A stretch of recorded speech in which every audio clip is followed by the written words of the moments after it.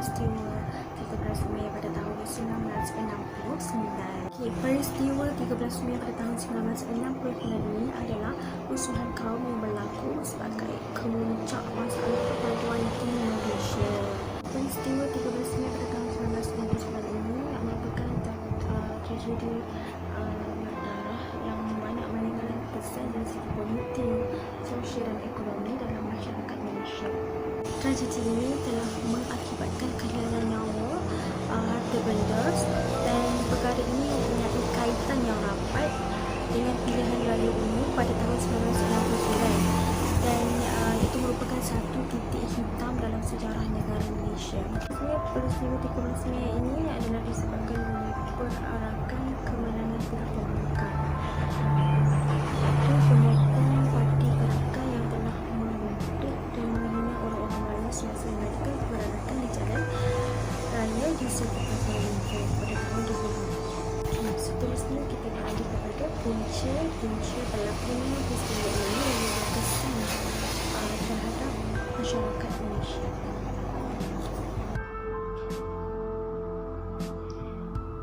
Antara punca berlakunya peristiwa 13 Mei adalah disebabkan dasar pecah dan perintah British.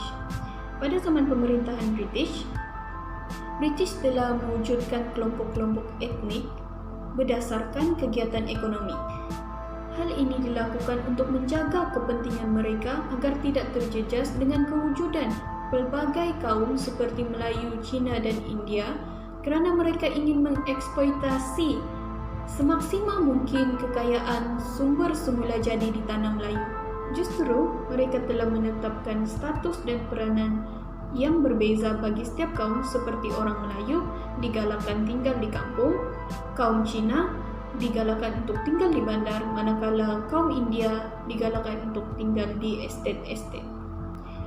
Dasar ini telah berjaya direalisasikan dan kesannya interaksi antara kaum-kaum sangat terbatas. Apabila ini berlaku, maka lahirnya perasaan-prasangka antara satu kaum dengan kaum yang lain. Prasangka yang wujud inilah yang telah mengapi-apikan lagi tercetusnya sentimen 13 Mei 1969.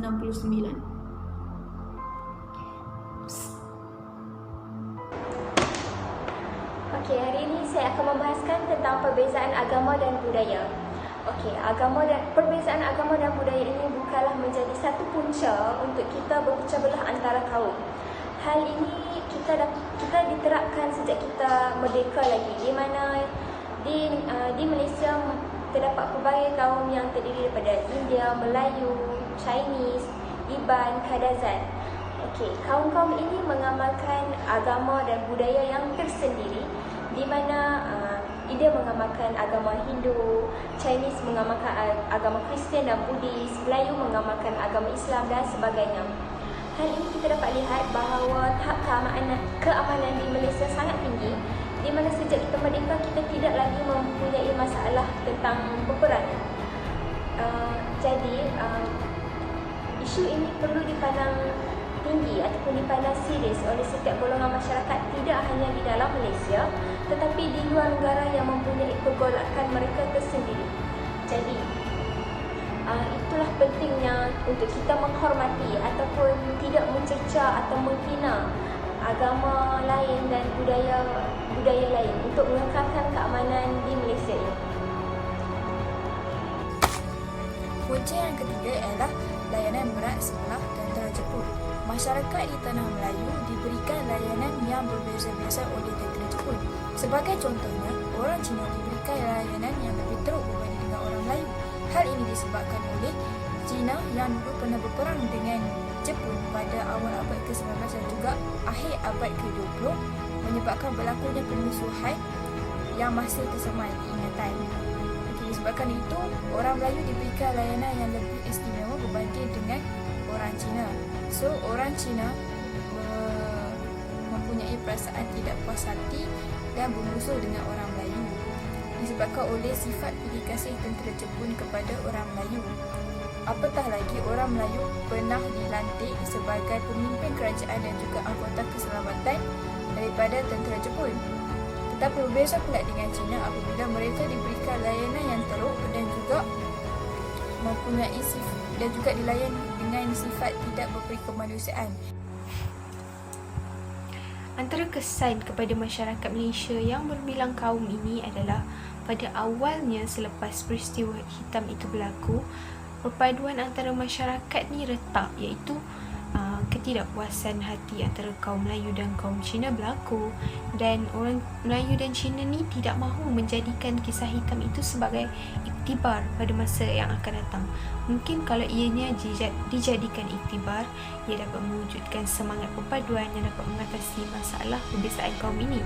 Dan bukan itu sahaja, malah wujud isu-isu perkauman yang berlaku dalam politik maupun sosial, dan masing-masing juga turut menunding jari antara satu sama lain bagi mendekatkan kehendak mereka.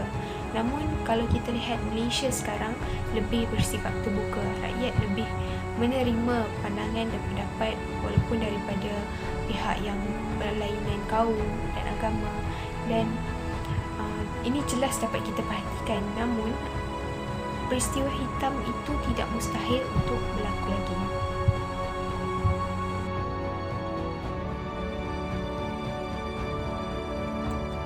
Halo.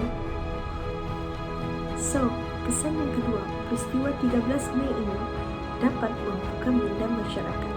Selepas berlakunya titik hitam dalam sejarah Malaysia tersebut, maka masyarakat lebih membuka minda serta hati mereka untuk memastikan sejarah itu tidak berulang kembali. Seperti yang kita tahu, negara Malaysia merupakan negara yang berbilang kaum dan juga negara yang berbilang bangsa.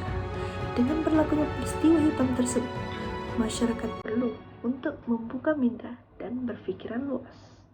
Lagipun, sejak di bangku sekolah, kita semua telah pun diajar untuk saling menghormati agama serta kaum lain. Kita juga sering dinasihatkan untuk saling mengeratkan hubungan silaturahim antara satu dengan yang lain. Hal ini adalah untuk mengelakkan berlakunya peristiwa hitam 13 Mei itu berulang kembali.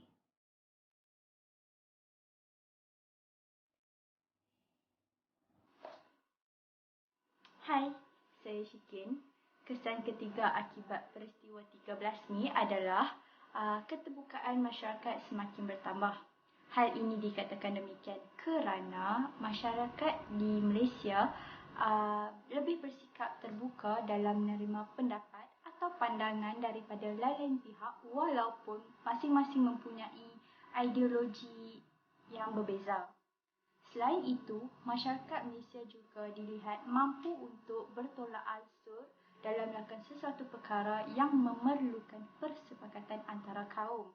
Buktinya, kita dapat lihat dengan persepakatan antara kaum, masyarakat di Malaysia mampu hidup dalam keadaan aman dan sejahtera seperti sekarang. Walaupun dunia sedang bergolak akibat penyakit COVID-19, tetapi rakyat atau masyarakat di Malaysia mampu untuk bekerjasama dalam menangani masalah ini dari terus berlaku di dalam negara.